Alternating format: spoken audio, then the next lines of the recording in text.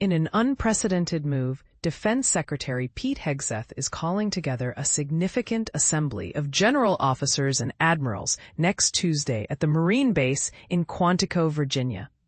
This meeting is intriguing because, according to 5 U.S. officials, there isn't a clear explanation for why such a large gathering of potentially hundreds of the country's top military leaders is happening at this time. Typically, it is quite unusual to see such a substantial congregation of high-ranking generals and admirals, both those stationed domestically and abroad, gathering in one location, especially with the Defense Secretary present. This extraordinary meeting comes on the heels of an earlier decision by Hegseth to decrease the 4-star officers by 20%, along with the removal of 15 senior military officials from their positions. Notably, this includes figures such as General Charles C.Q. Brown, Jr., who was formerly the chairman of the Joint Chiefs of Staff, as well as Admiral Lisa Franchetti, the Navy's leading admiral. As highlighted by Pentagon spokesperson Sean Parnell, the Secretary of War will be addressing his senior military leaders early next week. Parnell referred to Hegseth using the informal title established by President Donald Trump's recent executive decision that renamed the Department of Defense to the Department of War. It's important to note that officially changing this name necessitates congressional action. Invitations for this unprecedented gathering were sent to generals at the 1-star level and above, along with their respective command sergeant majors. This means that several hundred of these senior officials are anticipated to convene at the Marine base simultaneously. According to the latest Pentagon statistics from June, there are currently 838 active duty general officers and admirals, with 446 of them holding ranks of 2-star, 3-star, or 4-star status. However, the specific ratio of those commanding units versus staff positions remains unclear. The Defense Department has not disclosed the expected attendance number or the specific agenda for the meeting, leaving many in the military community curious and unsure about the sudden directive.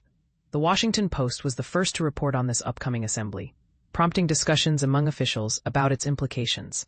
While it is common for a defense secretary to meet with senior military leaders at the Pentagon, or while they are traveling domestically or internationally, this large-scale meeting is unusual. Typically, senior officers tasked with overseeing U.S. combat commands have biannual meetings with the Secretary at the Pentagon. However, the sheer number of attendees expected and the sensitive nature of the meeting adds a layer of complexity and security concerns.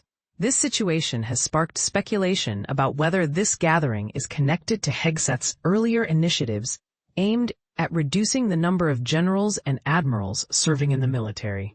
In May, Hegseth signed a memo mandating a minimum 20% reduction in the number of 4-star generals and admirals in the active duty force, as he also called for significant cuts in the National Guard and among combatant command officers.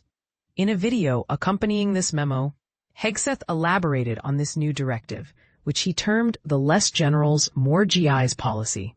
He justified this order as necessary for fostering innovation and operational excellence by removing unnecessary bureaucratic barriers that could stifle growth and effectiveness in military operations.